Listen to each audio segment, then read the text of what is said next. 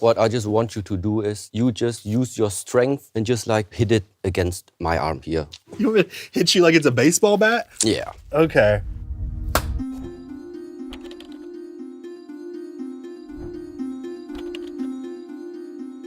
Before we get into this episode, I just want to say that this episode is going to be a little bit different than usual.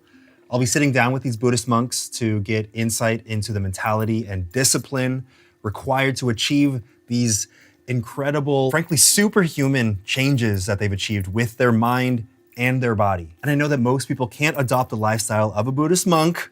So right after this, I'll sit down with a meditation and mindfulness teacher brought on by the sponsor for this episode who made this episode possible, Headspace, which makes the benefits of these practices approachable and available to everyone. I recently started practicing meditation myself to see what all the buzz was about, and it's completely changed the way that I live my life, even only practicing for a few minutes at a time. Some of the things I discussed with the Buddhist monks today sound impossible, but I've seen glimpses of this deep inner peace in my practices, and I'm surprised that I thought this was all just a bunch of empty hype beforehand, because I've seen it myself, which is really weird to say, but is also very exciting. And I know Headspace is known for their meditation, but they go beyond that. They also offer sleep mode for more restful sleep, focus mode for mindful activity, and move mode for a mind-body fitness experience that helps strengthen yourself in all the ways that these Buddhist monks will be discussing today. And I know we haven't gotten into it yet, so I'm not gonna bombard you with stuff like telling you to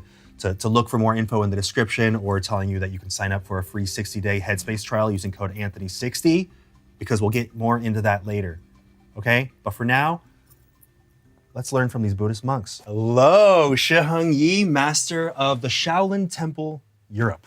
Hello, Anthony, and thank you very much for this invitation. Shifu Shiyan Mi, founder and abbot of the USA Shaolin Temple. What does being a Shaolin master mean? To be a Shaolin master means you not only have martial arts skills, you must have the philosophy, knowledge, Right. to share with different people. I've been trained over 50 years. Over 50 years by now? Can you believe it or not? Can you believe that? I started with the age of 4 doing, let's say, these physical activities already. The development, I would say, for me was gradual. I always was part of it. What we all encounter in our lifetimes is what we call suffering in all different types of variations. There are methods included, involved in these practices, which are helping you to overcome the suffering.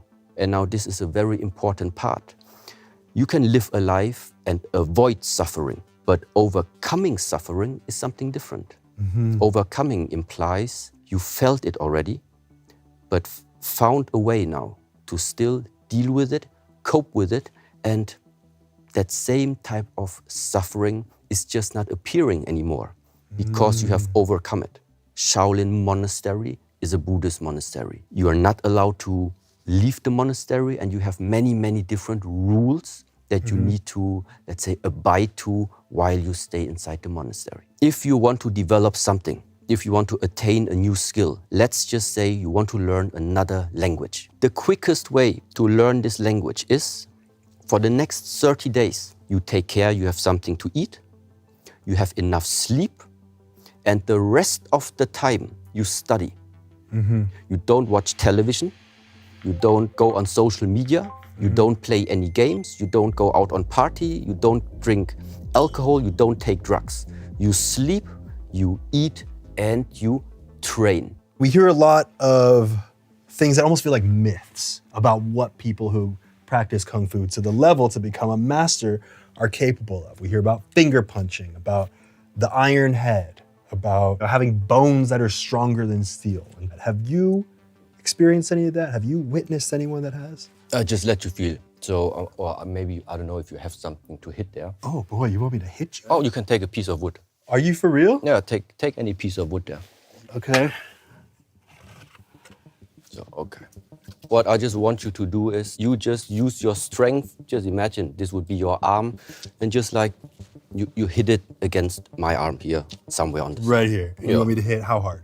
You start. Really take it. take it really strong, like this. You want me to hit you like it's a baseball bat? Yeah. Okay. I'll hit medium first, and then I'll hit hard, or just hit hard? You can go slow. Okay. Go. I feel Go, it's go, gonna. go, go. You think it's gonna? Go. Are you kidding? This isn't affecting your skin? Okay. For real? Go. Go. Harder? So how does it feel for you? It feels like I'm about to shatter this. I mean, like, that's extremely hard. That's extremely hard. If you did that to my bones, I think that my arm would break. So that means now you can answer for yourself how it is. You can feel it's all okay. It feels superhuman. I mean, like you could see, like you could just see the way your arms look here. It looks like not just the musculature, but the skeletal base. It feels like they're something different. When it comes to the development of the body, the more on the outside something is like located, just like your skin, yeah. the quicker actually it is to change something about it. Yeah, you're unhappy with your skin, do a 7-day treatment. After 7 days, 14 days, it's already possible to see some changes on the skin. Muscles, tendons, fascia, blood vessels, bones. The more deep you start to go inside, the longer the training will be needed. So when I talk about the mind, then in my way of how I understand it, it is so super fine, impossible to even put it into a form. And now saying that you are transforming the mind, changing the mind, it's the hardest out of everything.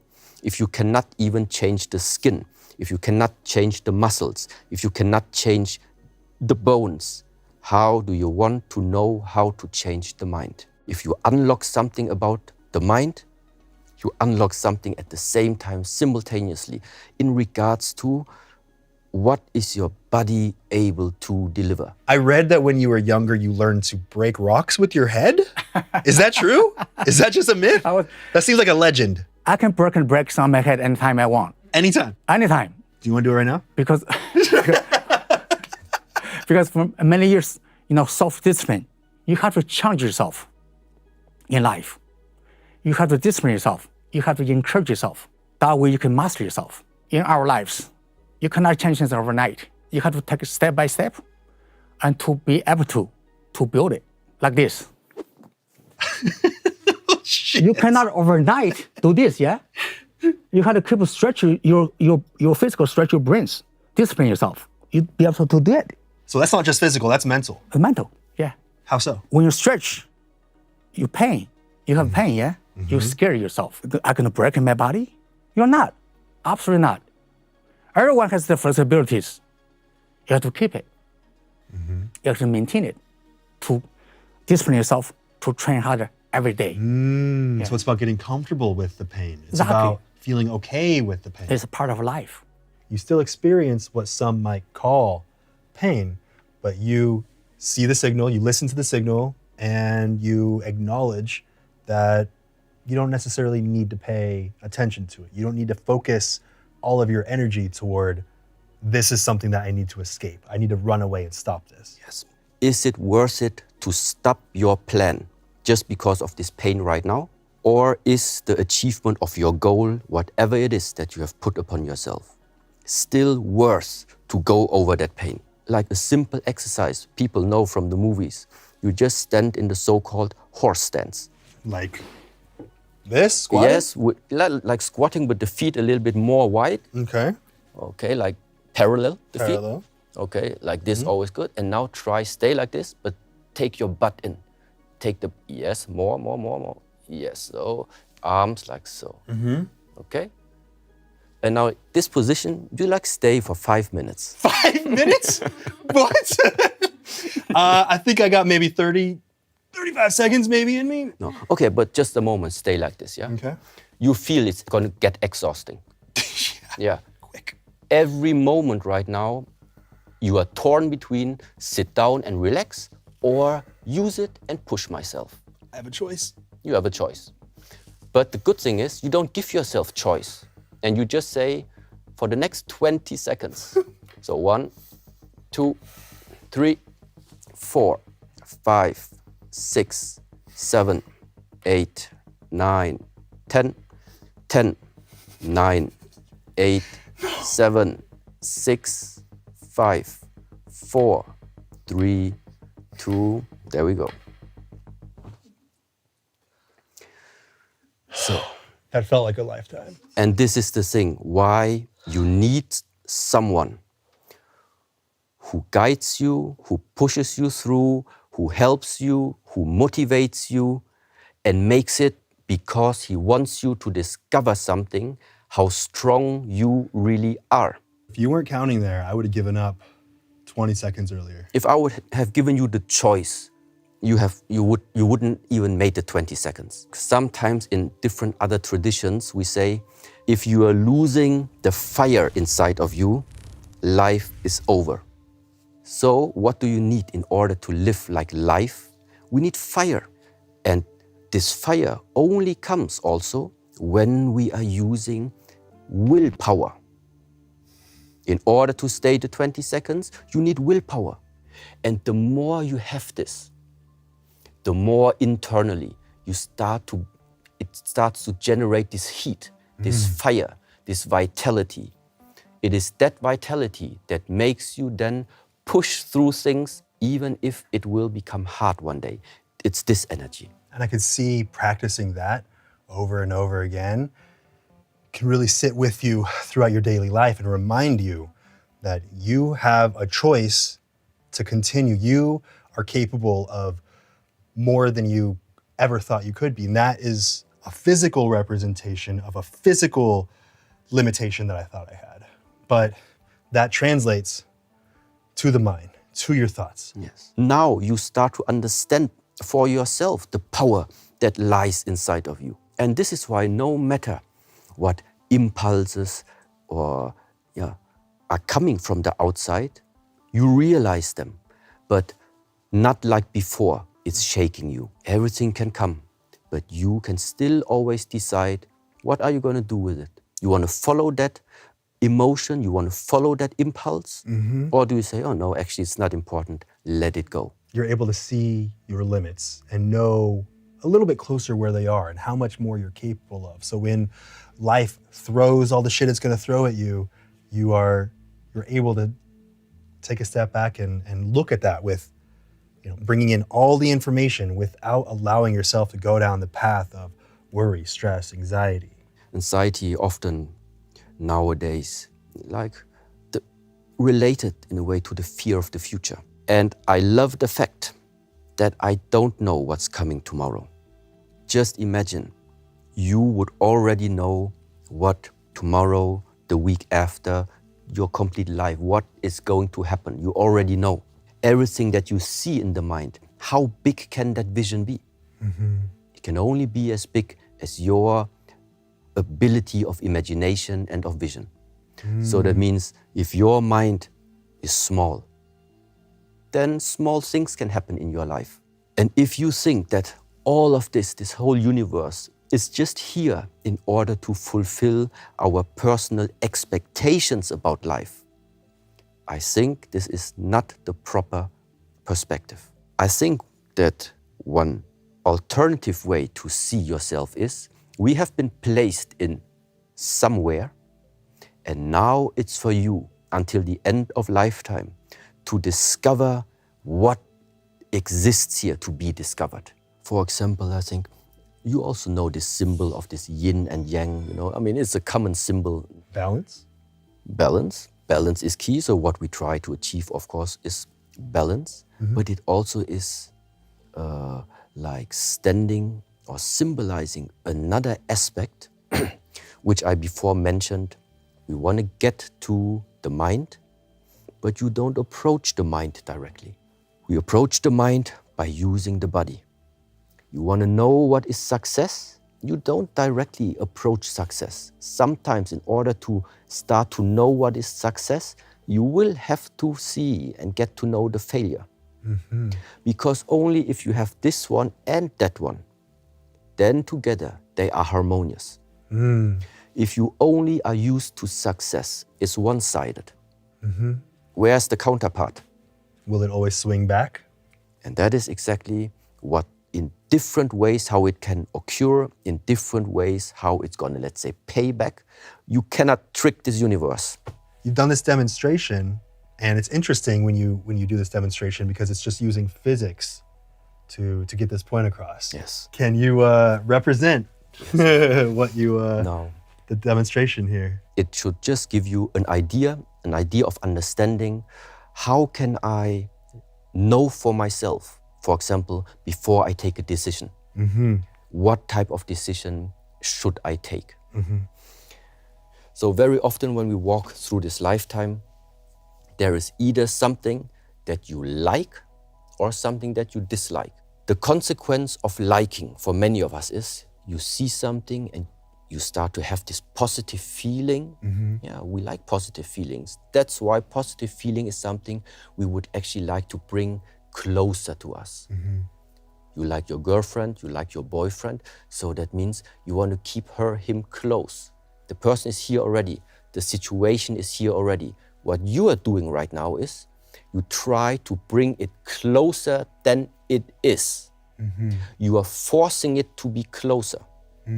The problem is that the more you force it, we say in the Buddhist teachings, nothing stays as it is. So after you have a long way of forcing and pulling, if then the time comes, then you see that the amount of what you started to force and pull is just gonna like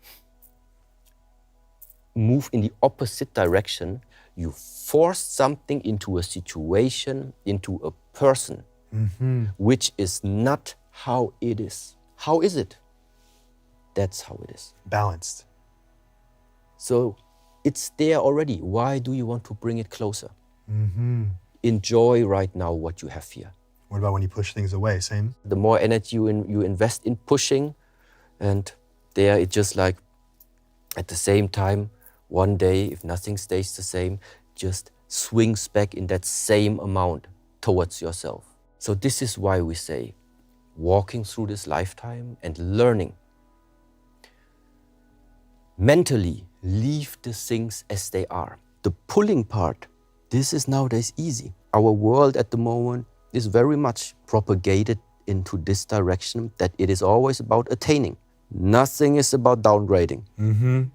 Buddhism is about downgrading. And what are you downgrading? It's this nice image, I think. Look, often we use this picture that a small child coming to this world and is like a clear glass of water. But once that happens, the parents come and put their drop of education already into the child. Then you go into the school system, the teachers put their knowledge into the child. The advertising, the newspaper, all of these things having effect and starting to fill up the child with ideas, with idols, with concepts, with judgments. And so what we say is, hopefully you are either having an environment that really takes care what they are putting into you, but very often we don't know what is entering us. So one day we just wake up and realize that we are looking into the world completely with strange ideas that are not helpful for us.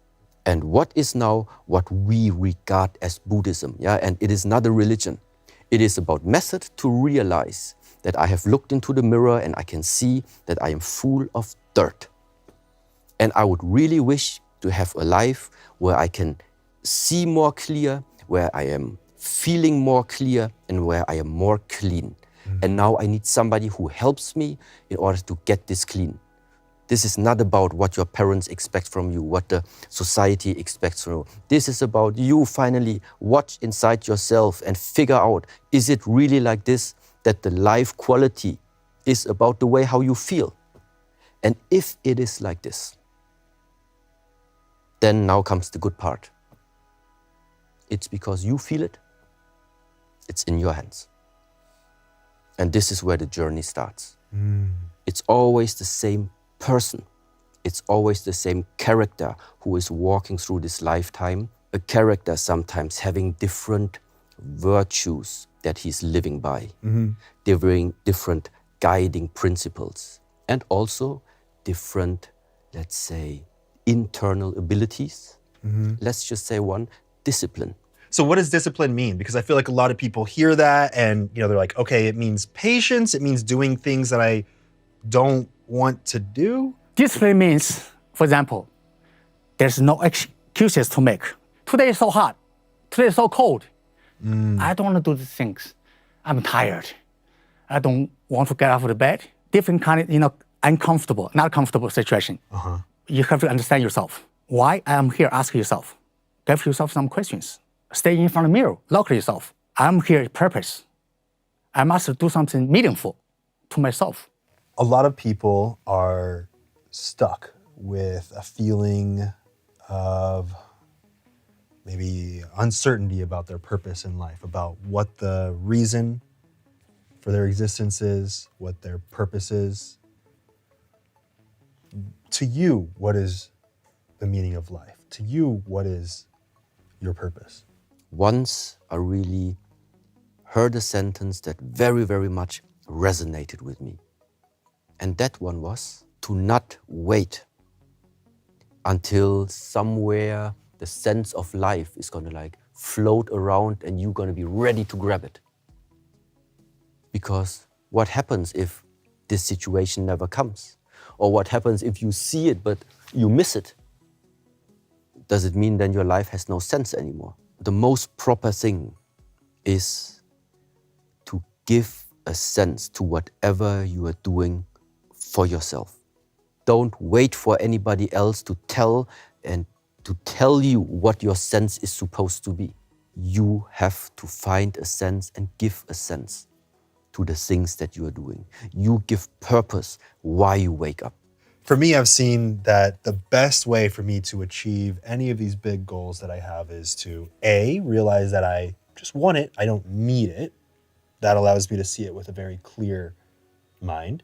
And also that I don't need to make the biggest change in the world immediately to attain it. I can keep it in my mind and slowly make choices, small choices that are yes or no here, but I see that I'm making them to eventually lead to a bigger goal.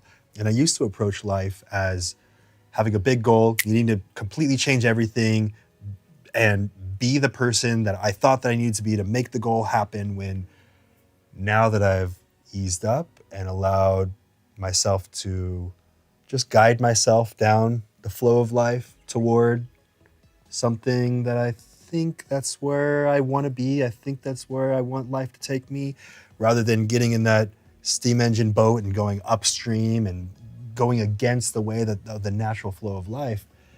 That's when I've started to see my life unfold in a way that's very pleasant for me. Is that kind of what you're getting at? Just before I came here, I just took a shower to look good, Yeah, but there exactly came again. Just imagine, for example, tomorrow you wake up, all of this is gone. Your YouTube channels are gone, everything is gone. The thing is, I strongly believe it wouldn't matter to you, because you just continue. You just build up something new again. Why? Because it's embedded in you already. Because the character is there already. It doesn't matter, if people take all this, what has been built up now, take it away. Yeah, but there is something inside of you, me, many other people that cannot be taken away anymore. You also had a demonstration that you were thinking about doing about alignment and harmony. Especially in this field of nowadays yoga, meditation, or what we call qigong, what people practice. It is super important to learn and use your breath in the proper way. So which means, for example, as an exercise, you can just try and test for yourself how much are you able to regulate the breath. And now I'm just breathing loud that you can hear it and that also like maybe your audience can hear it. But let's just see, for example, how much the inhalation goes.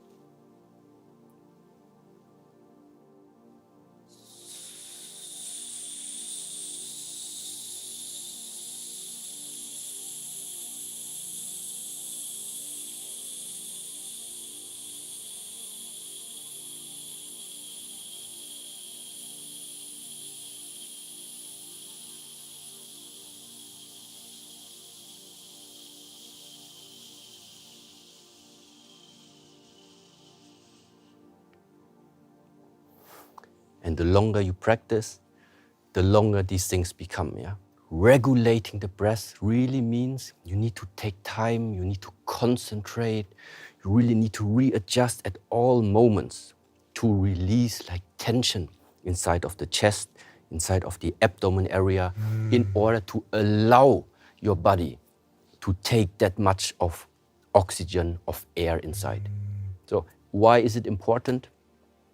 Because you want more energy, you need more oxygen. What is it in general that brings you the most joy? I'm doing to share with people. I can see people change physically, mentally, life. That's the most richest gift to my life. Can you teach me how to properly show my respects and a thank you? Traditionally, we had, for example, the fist and this. This was like traditionally the martial art greeting. It's like this. In Buddhism, we sometimes have both palms we place in front of the heart. Sometimes I used to think with this gesture, it's not the left brain, it's not the right brain. It's not about thinking. It's about feeling. That's why it's in front of the heart. So that is the second way. And the third way is this one. Oh!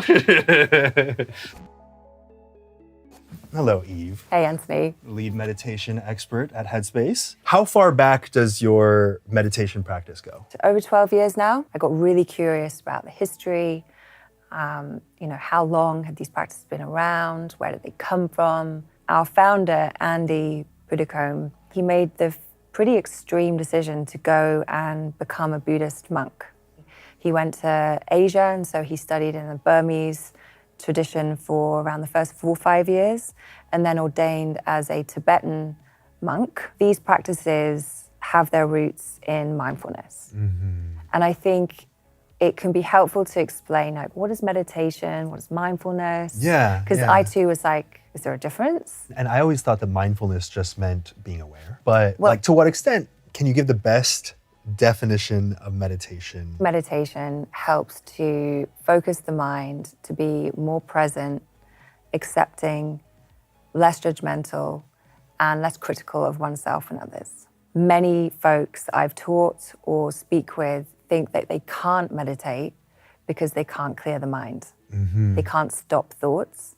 And two things happen. One, you think you're failing. Yes. Which is a judgment in and of is a itself, which is judgment what you're trying to let go of. And then secondly, it becomes stressful because you're like, why can't I meditate? Why can't I stop my thoughts? Yeah. When you take time to train the mind in meditation, you're actually putting some distance between yourself and your thoughts and your emotions. At its core, the quality of mindfulness is you're really training the mind, or this quality of being in the present moment, in the here and now, with a soft and open mind. So if you're here right now, you're here. You're not thinking about something you've got to do next or rehashing something that has already happened, which, let's face it, that's what we spend a lot of time doing as humans. We're always thinking forward or wishing we could change something that's happened. And that's where a lot of our suffering and stress and anxiety can come from. Like anxiety is projecting forward, worrying about things that could happen but haven't happened. Yes. So mindfulness is really this quality of present moment awareness, or more simply put, focusing the mind. I mean, you know the saying, mind over matter. Yeah. You know, there's a lot of truth in that. And when I was training for the London Marathon quite a few years ago and then ran it, and the last 10 miles were hell. Like my body was screaming, stop, stop, stop. And all I could do was just say to myself, put one foot in front of the other, one foot in front of the other. And it was all in my mind. Constantly one step more, one step more. That's one step more, just one step more. And that is the only way I got over the finish line. Because if I've been telling myself, you can't do this, you've got to stop. And it's amazing, we can surprise ourselves with how much we can actually do. But sometimes we do need a bit of extra help along the way. We have a course in the Headspace app called the Basics course, and you can choose from 3, 5, or 10 minutes. And I'll say to someone, if they've never done any meditation before, start with 3 minutes. I was really surprised when I started using Headspace, and they were 2 minutes, 3 minutes, 5 minutes sessions. Yeah. Because I always had it in my mind that you needed to take a half hour, an hour, 2 hours to actually see any kind of benefit. But even incorporating just a few minutes of meditation, mindfulness each day has had huge benefits in my daily life. And there's actually a ton of science to back up what Headspace is doing, what meditation does. Yeah. Do you know any of the stats or anything off the top of your head? One of the studies we ran showed that just 10 days of Headspace can reduce stress by around 14%.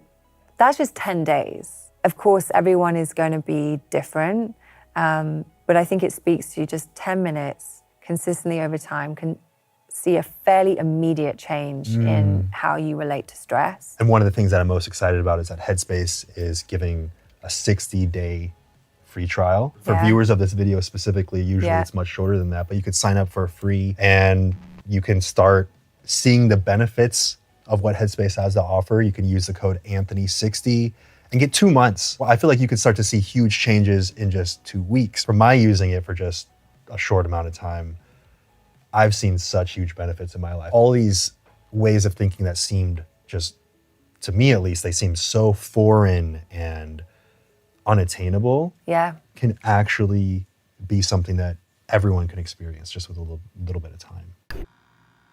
I'm a friend of balance, even though I don't look like it. Look for them. It's funny. Some people already mentioned before, sometimes I talk about balance, but then people take my picture, and if you look at my face, my left side is like quite different than the right one. Oh shoot, okay, yeah. So what they say is, you talk about balance, your face doesn't look balanced, how can you be balanced?